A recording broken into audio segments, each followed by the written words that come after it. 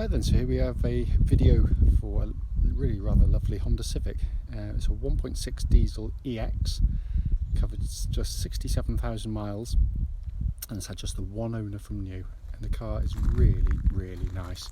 Come around the front, the lights and lenses are completely clear and intact. Bonnet really good, and there's obviously the odd tiny stone chip, but they are very small indeed. Near side of the car, wonderfully clean in the panels, no indentations that I can see at all. Alloy looks really good there. Panels on this side, absolutely fantastic. Near side rear alloy, again, really nice condition. And come around the back of the car, again, all very clean. It helps the fact obviously it's got parking sensors front and rear, as well as a rear parking camera. Offside of the vehicle, again, very smooth in the panels. Offside rear alloy, really good as well. And the remaining panel work, very good. And then finally, offside front alloy, again, absolutely superb. So externally, it's really nice. I mean, there will be the odd little mark, the little touch-ins, which the owner will have done over the years. But in all honesty, it's a very nice original car, this one. Let's come into the back of the car now. Absolutely enormous boots on the Civics, of course, and it's been kept very well indeed. Let's come into the back now.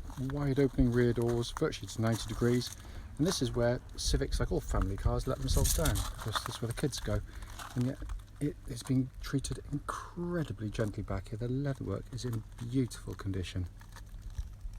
Let's come into the front. Again, really clean and tidy.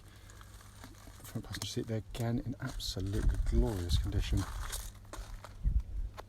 Coming to the front now, driver's door card, again, really tidy.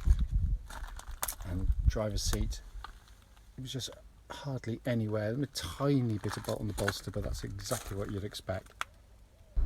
So inside the car now, engine's running for this section, so the dash can be seen illuminated, as is always the case, and it looks in beautiful condition, virtually as new.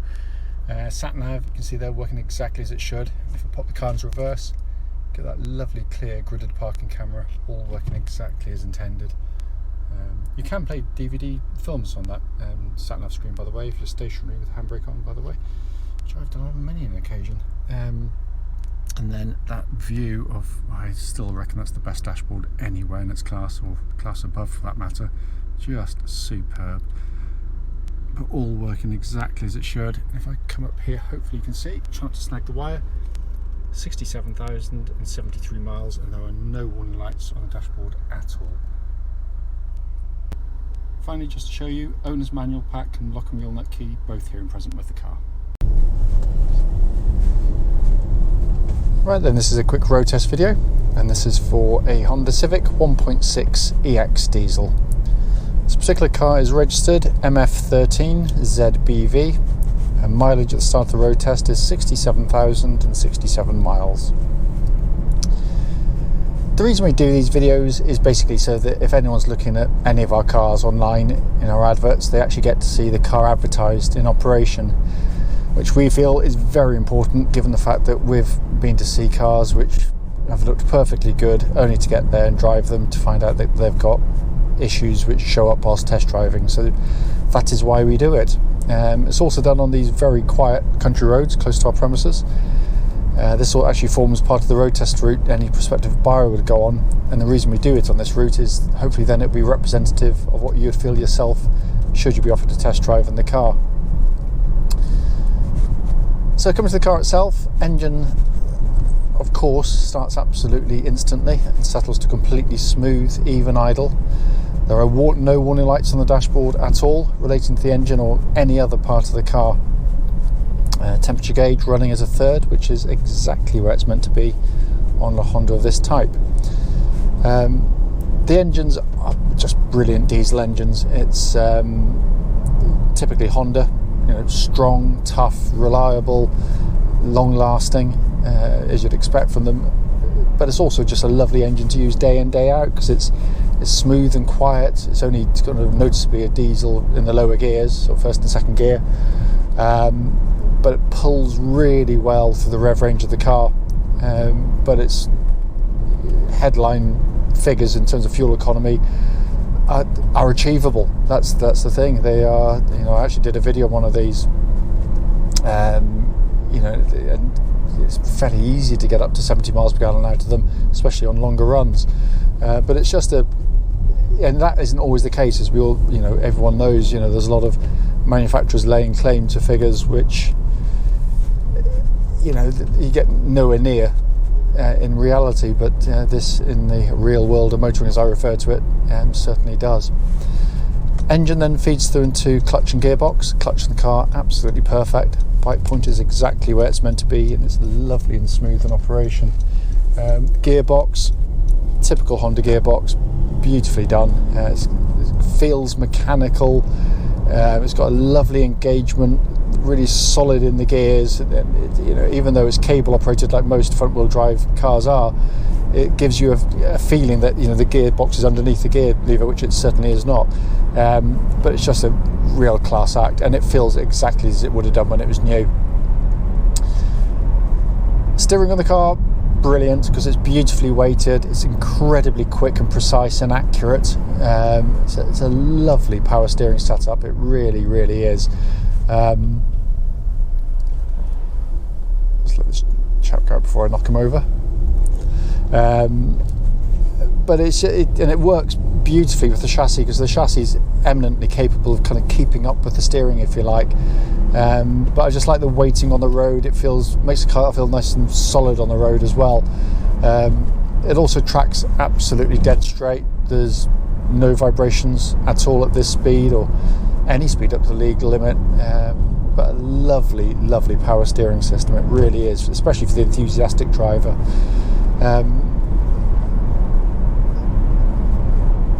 The chassis of the vehicle, as I said, is just really beautifully done, because this is a family hatch, but it actually has a bit of verve, it has a bit of, it's dynamic in the way it goes about its business, yet it's very, very comfortable indeed. It manages to combine those two things really, really well. So if in the mood, it flows through corners and eats them up. And yet driving along like this, it's just a wonderfully comfortable companion.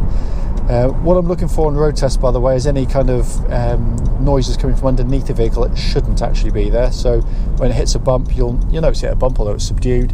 But what you don't want to be hearing is any kind of rattling from underneath or knocking noises, and there are none at all from underneath the car. Worth pointing out, though, that the car will be going from us, hopefully today, if not tomorrow, for an independent MOT. For these things are going to be checked anyway, but it's just nice to know what it feels like in operation. So coming to the brakes of the car, just make sure no one's directly behind me, and then just give them a bit of a really lovely solid brake pedal on the car. By the way, it activates the hazard lights if you hit the brakes hard on these cars, so you can see I was braking quite hard. But what I'm looking for is good initial bites, which it's definitely got. They're really good. But there's no kind of pulsing or vibrations coming back through the brake pedal at all, so all in fine fettle there.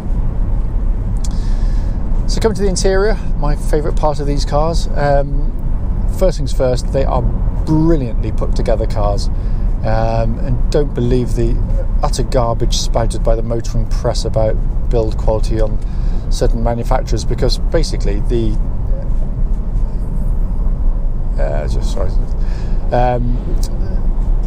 motoring press, bless them, they're handed brand new cars by manufacturers, and they're all pretty well built these days. Very few really badly built cars out of the factory.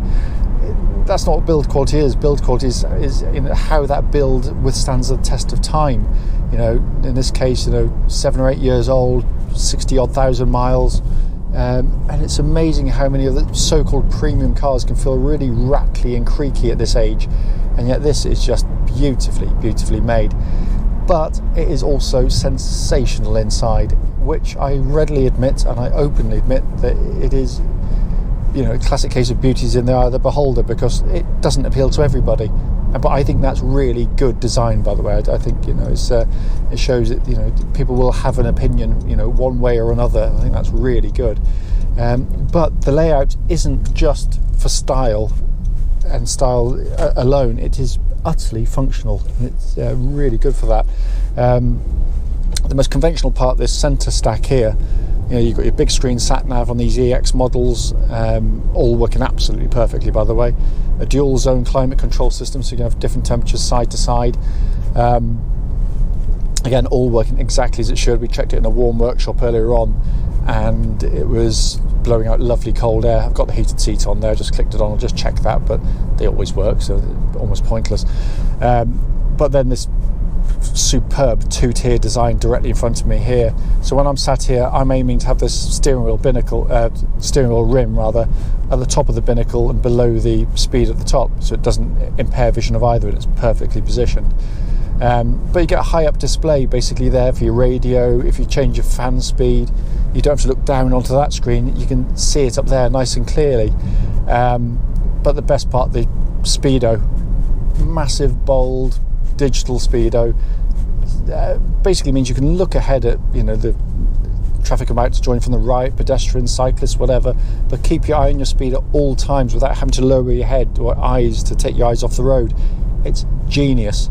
And to Honda's eternal shame that they've decided to take it off the next generation model, which I think is a ludicrous decision personally.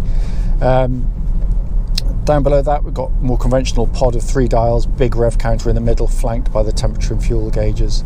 Lovely thick rimmed steering wheel, feels absolutely fantastic in hand. That heated seat is very effective because it's too hot for me at the moment. And it feels like new. It feels absolutely superb. I mean, it really is in lovely condition in here. We've not cleaned it yet, and it's going to be a very, very clean car inside, I have to say. It's been very well looked after. As I always say at the start of the videos, the point of them is just to show it in operation. There's nothing on it. It drives absolutely beautifully. It's as tight as a drum, this car. Any questions though? Don't hesitate. Do give us a call.